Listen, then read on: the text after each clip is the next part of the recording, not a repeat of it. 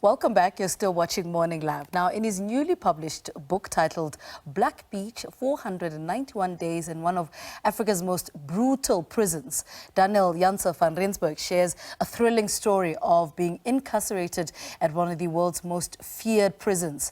This read is Daniel's narration of how what was supposed to be a short business trip to Equatorial Guinea turned into what he describes as a journey to the depths of hell. Well, Daniel Janse Van Rensburg joins us on Zoom to dissect this offering. Daniel, a very good morning to you. A warm welcome to Morning Live. In your own words, give us a brief description of what this book is about and why you wrote it. Yes, good morning. Thank you for having me. I think it was a question that I had to write down what happened to help me also psychologically and so on, and then to get the story out there to what actually happened. Everybody kept on asking me. Oh. Daniel, can you still hear me? Daniel, good morning. Can you still? Hi, Daniel. Hello? Yes, I can still hear you. Sorry, we got cut off there. I think you need to start afresh about how you needed to write this so you can deal with what happened to you. Continue from there for us, please. Yes, sorry, load shedding problems, yeah. Yes, my doctor told me that to help me, I've got to write down all these things and so on. And a lot of my friends kept on asking me the whole story and so on, not just what they read in the newspapers and so on. So that is my main reason for writing this. The second was just to shine some light on what has actually happened there and it's still happening today. I mean, take us back to 2013 and paint a picture of the events that led you to being in West Africa, that landed you in Black Beach prison. Yes, it was supposed to be a very good business deal, a very good opportunity. We did all our homework. We planned everything very well, and it just turned upside down suddenly. Still have no reason why it actually happened. Probably won't know that. But yeah, no, it was sadly it turned completely the wrong way. I mean, Black Beach is regarded as one of the world's most feared prisons. Speak to us more about this and why this is. It's not a normal prison like we see here in South Africa or most of the world. It's women and children are put in there with the men, drug addicts. Everybody is mixed up in one big cage, and you are there to fend for yourself. There's absolutely no hope.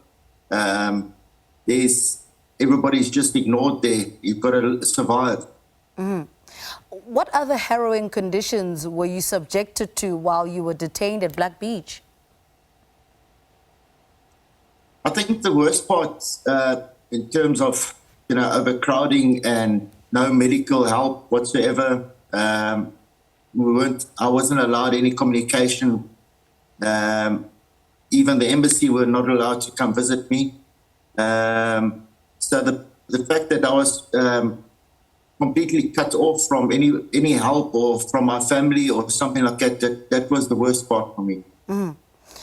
Then how did you then eventually get a hold of your family that landed you in this position that you are in today, speaking to us today?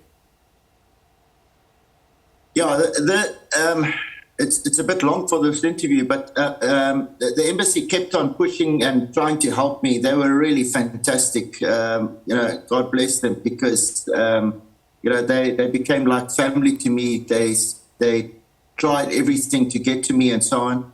And eventually, it actually one of the inmates that got out, a Spanish friend of mine, he eventually could help me and get hold of the embassy and so on. So we managed to get out that way. Speak to us about how you managed to survive the brutality of this prison for nearly 2 years. Yeah, that was just by the blessing of God, and there was a group of Christians inside that in the beginning helped me and gave me even clothing to wear, showed me where to sleep in jail. Sleeping in the passages can be quite dangerous as well. And they helped protect me and look after me and teach me how to survive there. You know, without giving much away, speak to us about your subsequent release and finally being reunited with your family. Oh, no, that's a blessing, absolute blessing. We're so grateful. You know, we take it one day at a time now. We take so much for granted always. You know, we're always planning about the future and so on, but you forget to enjoy it today. So we focus on every day, try and speak to my mother every day, be grateful for the children, for health, for everything, and then we move on. What lessons came with putting this down on paper? You know, it's one thing to have it in your brain and experience this, you know, and have these recollections of everything that happened, but for you to finally put it down in a book, what lessons came with that? I think, you know, it was a very difficult thing to write this book because, you know, you are forced to go back into times where you're trying to forget about. You have to dig into the areas everybody wants to know about, the bad things, not the good things. So it was really something that was difficult to write and so on. If I can say, to me personally, I think the healing is still going on. I think it takes a lot of time.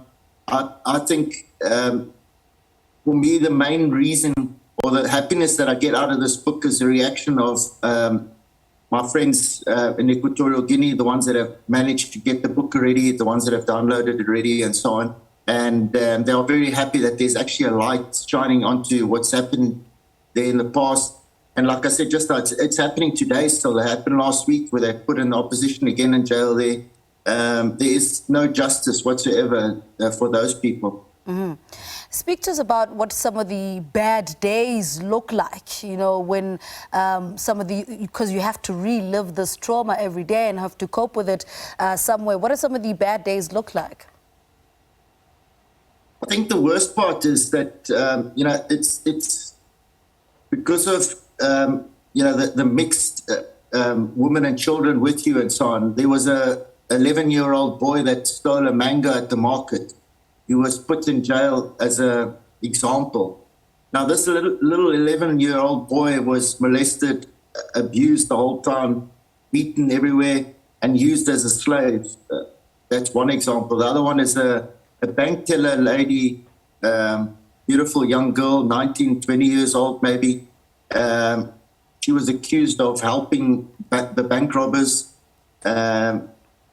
She was gang raped the first night she got into jail. Her life will never, ever be the same again. And she was released a month later on when they realized that she's actually innocent. But just because of that, you know, and these are things that you have to witness and listen to, and you can do nothing about.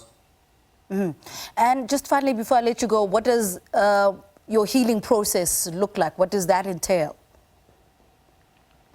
I think spending a lot of time with God, praying, being involved with my church community and my community in large here.